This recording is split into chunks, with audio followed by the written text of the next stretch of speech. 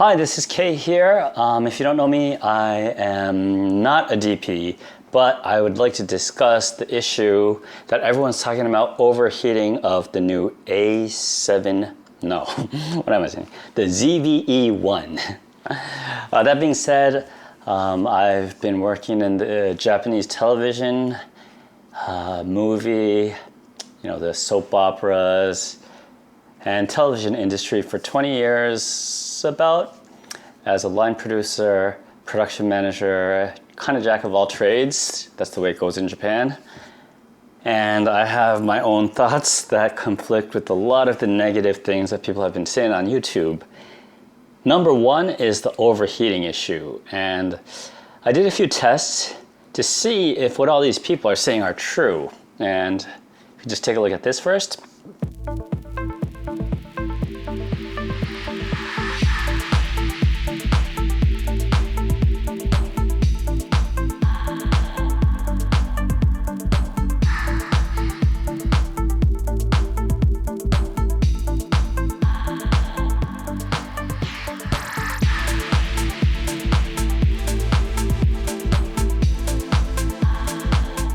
I'm outside in New York City right now, and although I already did a bunch of overheating tests indoors, I thought I'd bring it outside. The temperature is 78 degrees Fahrenheit, 26 degrees Celsius, and I purposely am shooting pretty much in direct sunlight right now.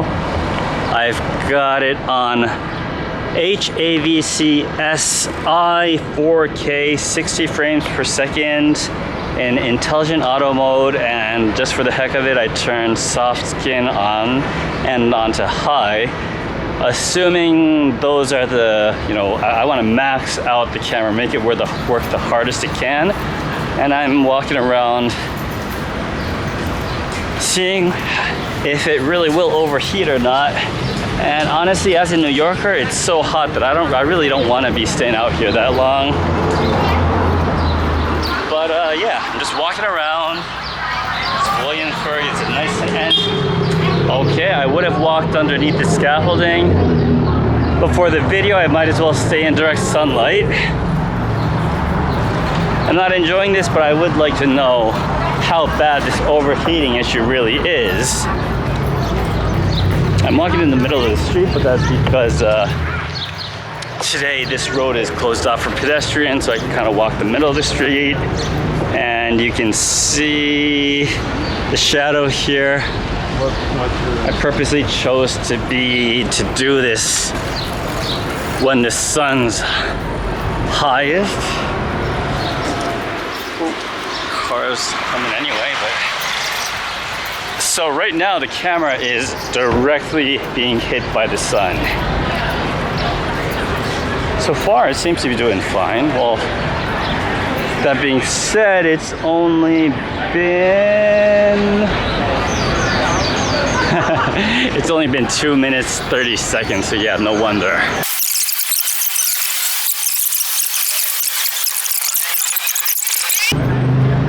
So I'm currently at 4 minutes 30 seconds.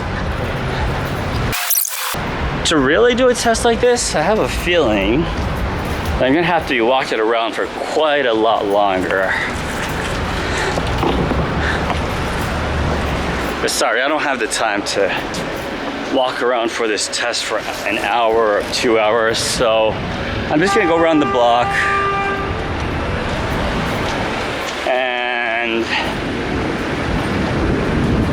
And I was gonna say hopefully it overheats, but no, I don't want it to overheat.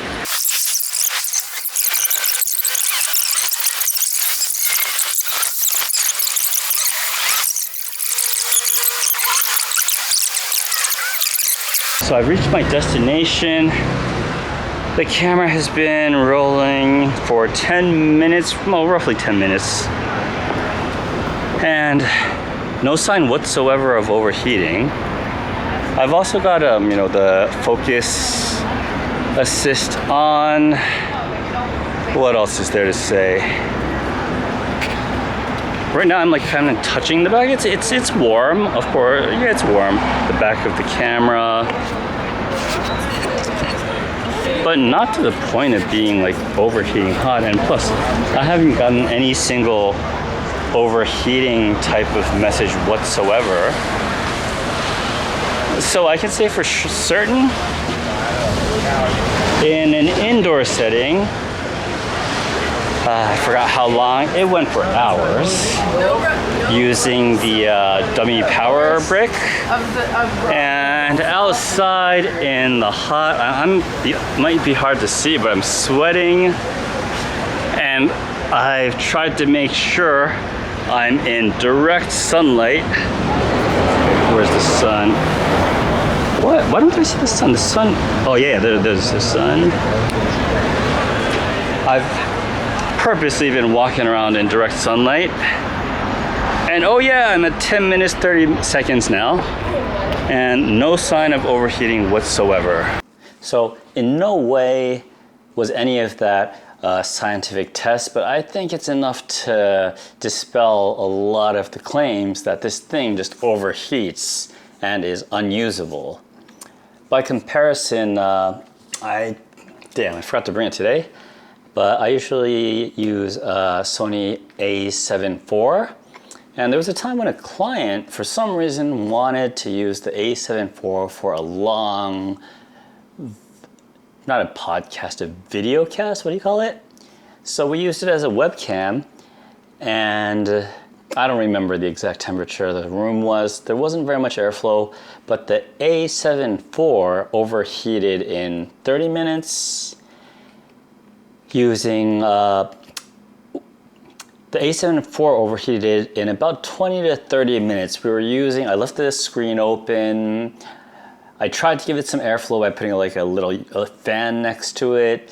And we were using a dummy battery, and still it overheated. I let it cool down for 15 minutes, comes back up. And just so you don't think I'm stupid, the set temperature was set to high. Cool down, wait for 15 minutes, and it still overheats again in 10 minutes. So at the end of the day, I was like, oh my God, we got it.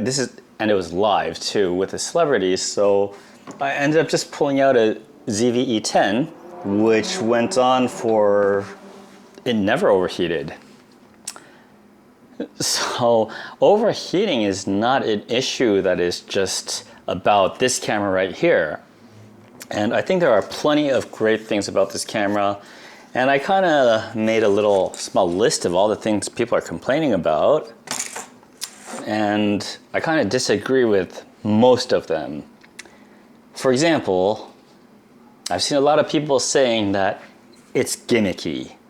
Well, first of all, I already addressed the whole overheating, which is the biggest deal. I also saw people just talking about all the stuff that's gimmicky, like the defocus, background defocus mode, product showcase mode. But I think that's great. Just by default, C1 right here is already pre-programmed as background defocus, and the garbage button is pre-programmed for product showcase mode, which is actually, I think it's great. You can leave it in auto and get results you want without having to fiddle around with the menu, which leads me into the next thing is, people are complaining about the lack of enough buttons because they want physical buttons, which yes, I understand. But at the same time, for me, for the way I use this camera, it's actually a great thing. You can, if you trust the camera, you can leave a lot of things on auto, and where you do need certain functions, for me, it's already programmed exactly the way I wanted, but you could change it if you want to. And which leads to the next thing. They say to make it so small, they pretty much just had to get rid of the buttons. Maybe it's just me, an Asian thing, but I got small hands. For me, this is great. This is great. Like, I wish I had my A7 IV here, but I always put a cage because, you know, I don't want to drop this thing and break it. The great thing is it's small, and just because it's small, that doesn't mean it's hard to use. Like, everyone's used to swiping on their iPhone. Just the whole, you know, you can swipe to get rid of stuff. It's, in the day of the iPhone, I think, what's the problem with using a touch screen as long as it's responsive? If this was like a touch screen from like 5 years ago where everything is laggy, then yes, I understand the complaints, but the thing is, it's ultra responsive. What's the problem? And because it is small, this isn't the best choice of what to show you. I'll put a pancake lens on it. Yes, I know this is an APS-C on a full frame camera, but look at this thing. It's tiny. Tiny to the point where it's, okay, here's the ZV-E10. Man, I wish it was the same color. I wonder if the focus is working, but it's damn tiny. I'm wearing jeans today, but you know, okay, it's a little bit of stretch to say that I could just stick it in my pocket, but that's because my jeans are kind of tight. You get the point, right, though? Another thing is, I don't think the AI features are a gimmick. It's actually really useful. Especially because, although I'm not a DP, in today's world, clients often expect you to do everything. I've had shoots where, you know, clients say, oh, we don't have enough money. Could you just do it by yourself? I know you're not a DP. Could you just be sound, camera, you know, just production manager, driver, everything all in one? And it is tough times after COVID, so people are forced to kind of wear multiple hats, and that's where I think cameras like the ZV-E1 come in so handy. You can just pull it out and it's trustworthy. On top of that, one thing about any other camera that has, you know, that doesn't have all of these features is because on my free time, I use it a lot to just get photos of, you know, my kid, my son, family, and I was very surprisingly amazed. Like, for one thing, the facial recognition, it can, I don't know how many, but it would put a box around me if I'm like in selfie, you know, taking a selfie like this. It recognizes me, my wife, and my son. And what amazed me the most was that it prioritized my son. So this camera is programmed to know that if you're taking a family photo and there's dad, oh, it also differentiates between male and female, is my assumption, but it prioritizes the son, the kid, which is what most parents do. You know, you want your kid to look the best or in focus. So that was a pretty amazing surprise for me. For one thing, background defocus too. You know, kids are constantly moving around and you tell a kid, hey, stop, stop, stop, stop, stop. But it's just not the same. You don't get the same moment, the emotion in a child, unless you've groomed your kid as like a child actor or something. It's not like you say, hey, okay, take two, do it again. That doesn't happen. The thing with this is, you just put it on auto, and it's very likely that you will get the right shot that you want. And if you're still worried about it, and if you're still worried you're not going to get the right timing, oh, Can you hear that? Well, that's like, you know, good enough for me. Way good enough for me. And you put on, I didn't bring my G Master lenses. I wasn't planning to do this video, but I thought, you know, I got enough stuff here, whoa, that I might just do a quick video just because I see so much stuff online that I disagree with. Okay, so this is a Viltrox 1.4. Yeah, maybe I'll put some photos online, but with, you know, a 1.4 prime lens, the photos are beautiful. Yeah, sure. You can't compare it to the resolution you get in an A7R5, was it? In photo mode, I can do HEIF 422. It's a 10-bit camera, unlike the A7C that people tend to compare it to. Which, why do people just kind of gloss over that fact? I think that's a really big deal. Uncompressed, 12 megapixels. That is way enough. It's not like, yeah, okay, if you're a professional work where you need to crop in and do a lot of, you know, post-production, yeah, 12 megapixels might be enough, but for me, it's fine even if I want to print it. And for people that are going to be using stuff, whether it's photos or videos on Instagram or any social media, you already have enough resolution that you need in the first place, so why complain? What else are people saying? Gimmicky? Well, one thing that I do agree with, the cinematic mode, that I will never use. I do agree, that's silly, putting the black bars on top and bottom, forcing you into 24 FPS. I don't know about that one. Let's see, what else have people been saying? Yeah, I was gonna mention that, you know, if you got big hands and you have trouble holding this, just get, you know, a rig for it like this.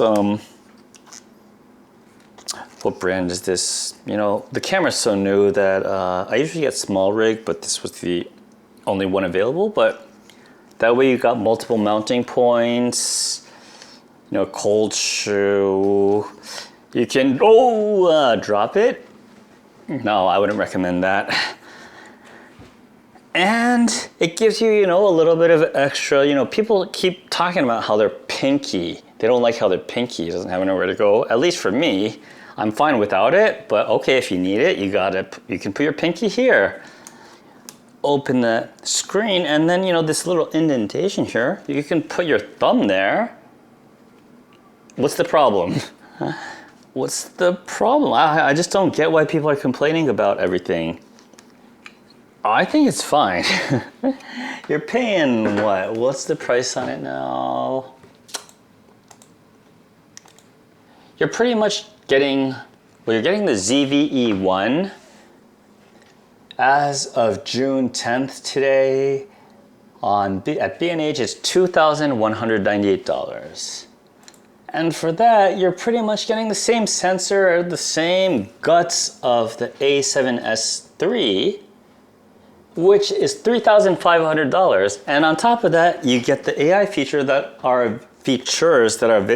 are not even available on any other camera, period. True, it's only got one, you know, card slot. I get it. There's certain cases where, you know, the failure is not an option. In that case, why don't you just put you know, you can record here, but if you're in such a serious condition, use the output and record to an Atmos Ninja or whatever. There's so many ways around that problem. I think as a ZV series camera, I think they made it a ZV series camera because it's small. You can take it anywhere you want to go. Even the A7 IV is with the cage on it, it makes me reluctant to take it wherever I want to go, because if I want to run around and play with my kids and take photos at the same time, I want something that'll fit in my pocket. I could whip it out, turn it on, and just start shooting without fiddling with the settings. And by the time I'm ready, it's like, okay, the moment's done. Or if you're a wildlife, I think the same thing probably applies, maybe, even to professional sports shooters. Not that I recommend this, but for the price, I don't see any reason why anybody should be complaining. The only thing that I could say is maybe Sony should have named it differently. Just the ZV, those two letters, I think gave a lot of people the wrong impression. Like, I don't know what. They could have called it the, A7S3 Mini, or the, A7S3 Mini AI, whatever. But it is a full frame camera, so I kind of wonder, like, why did they put it in the ZV lineup? They could have even just made it a whole new, different segment, because it's not really a ZV camera. Then again, it's not really an A7S3 replacement. It's not an A7 IV replacement because it's more video-centric. But for my personal use, it still does much better than I expected for photography. A lot of people have been asking, who's this camera made for? And that's when I just thought, it's made for me. I can't think of a single bad thing to say about this camera yet. I've only had it for 2 weeks, but I take it everywhere I go because of its form factor, and I'm just playing with it every single day. I have not used it in a professional environment yet. And that leads me to speculate. I think people are complaining about this camera because of the naming. Even myself, I associate the ZV line with, sub $1,000 cameras. But this is a full frame camera that's pretty much an A7S3 with more features, a smaller body. And I think getting all of that for $198 is a steal. Those are my thoughts. Thanks for watching, and I'm out.